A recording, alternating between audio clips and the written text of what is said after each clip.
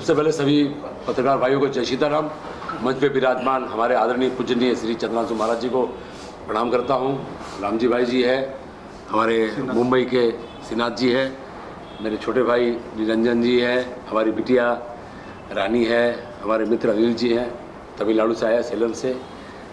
इतना कहना चाहूँगा कि एक बहुत बड़ा एक प्रोग्राम करने का जो अवसर और एक सौभाग्य हम लोग को मिला है सभी का आशीर्वाद से, कि हम एक ऐसे मंच पे उन सभी को एक साथ देखेंगे जहाँ कोई उम्र की पाबंदी नहीं है। 13 साल के बच्चे का एक कैटेगरी है जहाँ पर वो अपने रामायण से संबंधित जितने भी नृत्य कला हो, वेशभूषा हो, ड्रामा हो, चित्रकारी हो, ये अपना प्रदर्शन करें। और 13 साल से लेके एज की कोई लिमिट नहीं होगी, चाहे वो 70 साल का बुज़ुर्ग हो या 80 साल का बुज़ुर्ग हो, उनके लिए भी ये मंच रहेगा। और हम चाहते हैं ये सिर्फ 2025 तक ही सीमित ना हो, युगों युगों तक ये सीरियल चलता रहे और आने वाली पीढ़ी इस काम को और आगे तक लेके जाए। बट सबसे मेन जो हमारा उद्देश्य है, आने वाली पीढ़ी को सनातन के बारे में जानकारी हो। बहुत सारे बच्चे अब उस चीज़ से कहीं दूर होते जा रहे हैं। ये कहीं ना कहीं एक ठेस जरूर है हम सबके दिल में। एक प्रयास ये भी रहेगा कि आने वाली जनरेशन इस चीज़ को समझे और इंटरेस्ट ले। आजकल बहुत चीज़ों में बहुत लोगों के इंटरेस्ट है। जैसे आपने देखा होगा, आज से 30-40 साल पहले एक सीरियल आई थी रामायण जिस दिन रविवार को चलता था तो पूरे देश में वह 140 कर्फ्यू लगा करता था। सब चुपचाप, किसी घर में आवाज़ नहीं आती थी, सिर्फ टीवी की आवाज़ आती थी।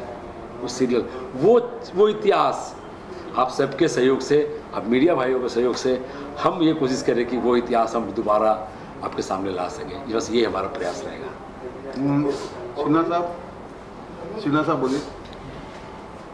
सर, संस्था तो आपने बनाया ही है और ये जो श्री राम महोत्सव है 2025 अयोध्या, तो इसको किस तरह से हर घरों में जाकर इस संस्था को नाम जुबान पर लाने का काम कोशिश करेंगे और किस तरह से लोग आकर राम कथा सुनना चाहेंगे? क्या ऐसा कुछ भूमिका होगी? देखिए, भूमिका का शुरुआत हो चुकी है। अभी इस होटल के सामने ग्राउंड में राम कथा का आयोजन चल रहा है, जहाँ की रोज़ 3-4 हज़ार दर्शक आते हैं। तो वहाँ से भी इस कार्यक्रम के बारे में अनाउंस किया जाएगा। इसके अलावा और भी बहुत से हमारे छोटे छोटे धार्मिक कार्यक्रम होते हैं, क्योंकि मैं तो ज़्यादातर धार्मिक कार्यक्रम में ही भाग लेता हूं और उसे ही करता हूं।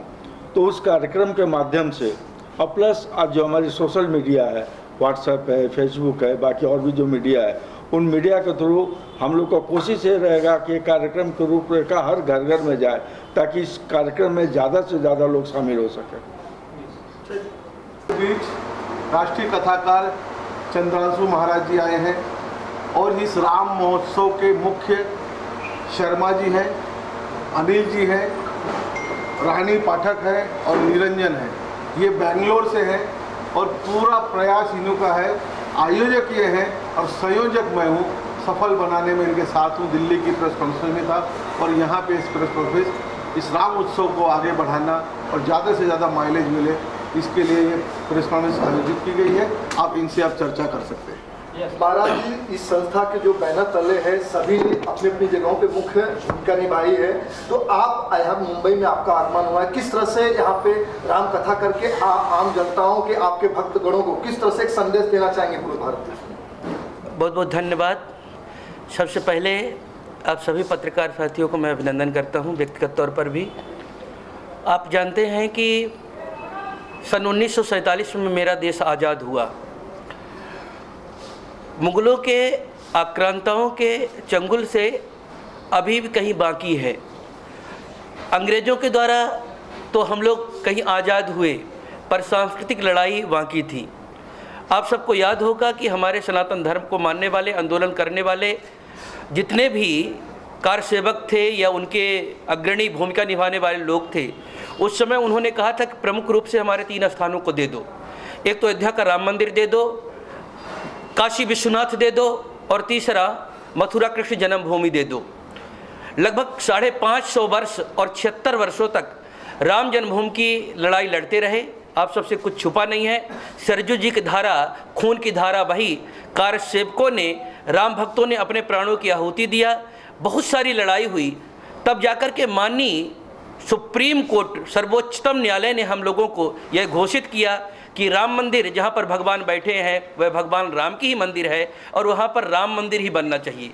उसके परिणामस्वरूप भव्य राम मंदिर का निर्माण प्रारंभ हुआ और विगत वर्ष 2023 22 जनवरी को अपने भव्य मंदिर पर मर्यादा पुरुषोत्तम भगवान राम अपने बाल रूप में वहाँ पर विराजमान हो गए। आप सभी लोग जानते हैं कि हम लोग भगवान की रामनवमी जैसे मनाते हैं वैसे हर साल रामनवमी जन्मोत्सव राम का मनाते हैं। ये प्राण प्रतिष्ठा हमारे देश की सांस्कृतिक लड़ाई की सबसे बड़ी जीत थी, जो लगभग पहला ये विजय हमारे सनातन संस्कृति के द्वारा, हिंदुओं के द्वारा, राम भक्तों के द्वारा, कार सेवकों के द्वारा हम लोगों ने जीता और भव्य राम मंदिर पर भगवान राम बैठे। प्राण प्रतिष्ठा के उपलक्ष्य में हम सब जितने भी सनातनी हिंदू भाई हैं, भगवान राम को मानने वाले विश्व भर में जितने हिंदू समाज हैं, अब भगवान के प्राण प्रतिष्ठा का वार्षिकोत्सव हम लोग मनाना चाहते हैं। जैसे हर्ष उल्लास वाजे गाजे के साथ में नाच गा के रामनवमी मनाते हैं, इतनी बड़ी जीत जब हम लोगों को मिली हुई है तो उसके उपलक्ष्य में रामोत्सव श्री राम सेवा प्रतिष्ठान के द्वारा जो सामाजिक कार्यों के लिए प्रतिबद्ध है, निरंतर सामाजिक कार्यों को करते रहते हैं। हमारे बगल में देख रहे हैं श्रीमान शशिकांत शर्मा जी हैं, एक बड़ा चेहरा है समाज सेवा का, और इनके साथ में निरंजन भैया हैं, अनिल जी हैं और साथ में ही रानी पाठक जी हैं। सर्वोच्च भूमिका निभाने वाले हमारे प्रिय भैया राम कुमार पाल जी, राम जी भाई जी हमारे साथ में हैं। ये पूरी टीम मिला करके और हम सब लोग जितने लोग हैं ये उत्सव मना रहे हैं देश की एकता के लिए, अखंडता के लिए, अपनी विरासत के लिए। और सबसे बड़ी बात पंडित दीनदयाल उपाध्याय जी ने, जिसको आप लोग अंत्योदय नाम से जानते हैं, उन्होंने कहा था पंक्ति में खड़ा अंतिम व्यक्ति का उत्थान भारत का सर्वांगीण उत्थान है। भगवान राम का विजन जो था पंक्ति में खड़ा अंतिम व्यक्ति, चाहे वो गिद्धराज जटायु हो, निषाद राज हो और इसके साथ में चाहे वो बानर भालू हो और यहाँ तक विदेश नीति की बात हो, चाहे अंतिम शांति दूत के रूप में अंगद जी हो, देश को जोड़ने के लिए जो राम जी ने किया। अगर अयोध्या में रहते, कहीं वो राजा बन जाते तो केवल अयोध्या के राम बनते, पर जब 14 वर्ष वनवास जाकर के सभी को जोड़ करके वापस लौट करके आए तो जन जन के राम, प्राणी मात्र के राम और राजा राम के रूप में प्रतिष्ठित हो गए, जिसको महात्मा गांधी ने कहा था कि आज़ादी के बाद में राम राज्य की परिकल्पना साकार करेंगे। शायद राम मंदिर का निर्माण केवल एक मंदिर का निर्माण न होकर के संपूर्ण राष्ट्र मंदिर का निर्माण है और राम राज्य की परिकल्पना, हिंदू राष्ट्र की परिकल्पना और राम के आदर्शों की परिकल्पना अब साकार होकर के रहेगी। एक बड़ा आज यहाँ पे प्रेस कॉन्फ्रेंस रखा गया, इस पर क्या कहना चाहेंगे? श्री राम महोत्सव 2025 अयोध्या में जहाँ राम जन्मभूमि को जो कार्यक्रम था उसी उस समय पे हमें अयोध्या से परमिशन मिली है और वहाँ पर पूरे देश से नॉर्थ ईस्ट साउथ और ख़ासकर ये बेंगलोर की संस्था इसको ऑर्गेनाइज कर रही है, उसके हम लोग संयोजक और सहकारी हैं। तो पूरे देश से लोग वहाँ पे आएंगे और योगी जी ने भी परमिशन दे दी है, हिमांतो विश्वकर्मा ने भी इसमें प्रॉमिस किया है कि इतने बड़े उत्सव में आपके साथ शामिल होंगे और बहुत उच्च लेवल का उत्सव है और रामलला अवार्ड भी वहाँ पे 2025 में दिया जाएगा। ये ऐसी हमारी सोच और इसी के लिए प्रेस कॉन्फ्रेंस रखी है और हमारे कुछ लोग अभी आ भी रहे हैं। सर कितने लोग उसमें शामिल होंगे सर? इसमें साउथ से काफ़ी लोग हो रहे हैं, नॉर्थ से अभी हम प्रेस कॉन्फ्रेंस आपकी मीडिया के द्वारा सूचित करेंगे, जो भी आएंगे उनका वहाँ स्वागत और सम्मान होगा। सर काफ़ी लोग देखा जाएगा नेता लोग भी शामिल होंगे सर? नेताओं में 2 CM का हमको प्रॉमिस मिला है, आगे मिल जाएगा, अभी समय है काफ़ी। 22 जनवरी 2025 का कार्यक्रम है रामलला उत्सव। सर लोगों को क्या आग्रह करना चाहते हैं कि? लोगों से यही कहना चाहेंगे कि जो अभी एक रहेंगे तो सेफ रहेंगे वाले मामले के हिसाब से, और आपको वहाँ पे आना, आज अयोध्या आज 5 लाख लोग रोज़ दर्शन कर रहे हैं अयोध्या में। टूरिज़्म का बहुत बड़ा हब हुआ और होते भी जा रहा है और धार्मिक एक हमारी 500 साल की लड़ाई की जीत है। इसी के लिए राम महोत्सव का वहाँ पर कार्यक्रम आयोजित कर रहे हैं।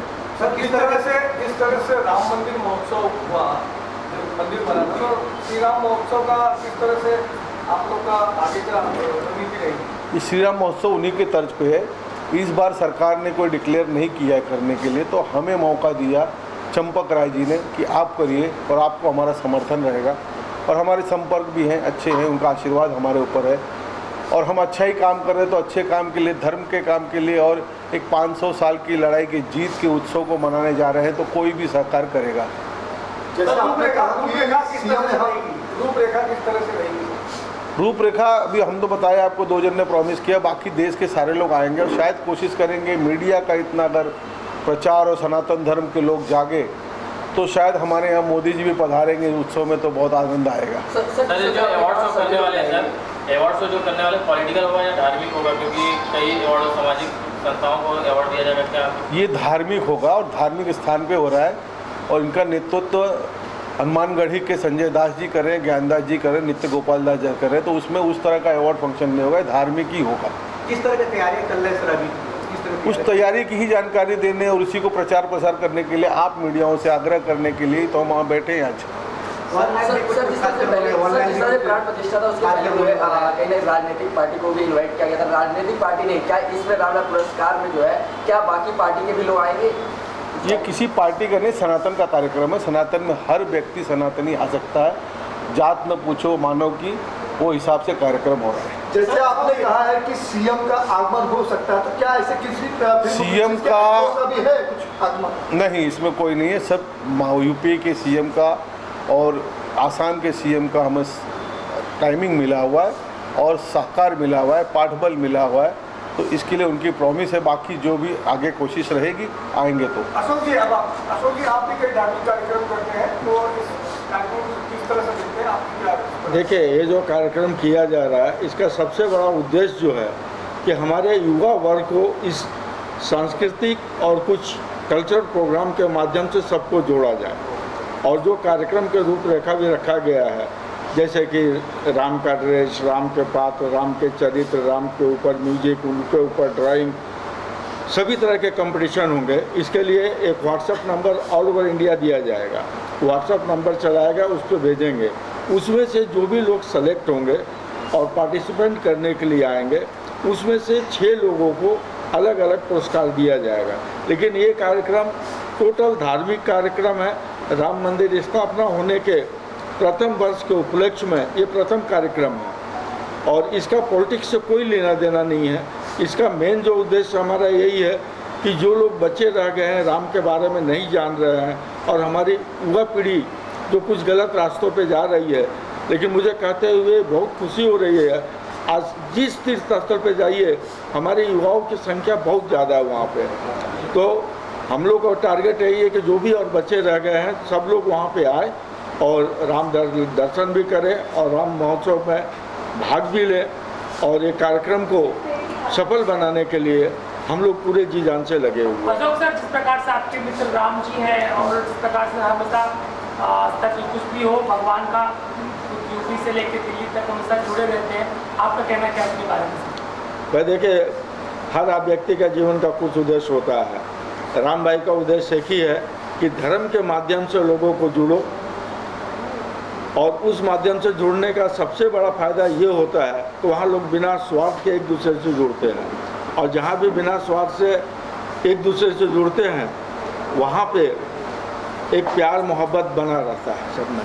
सर, एक रहेंगे जैसे कहा गया कि राम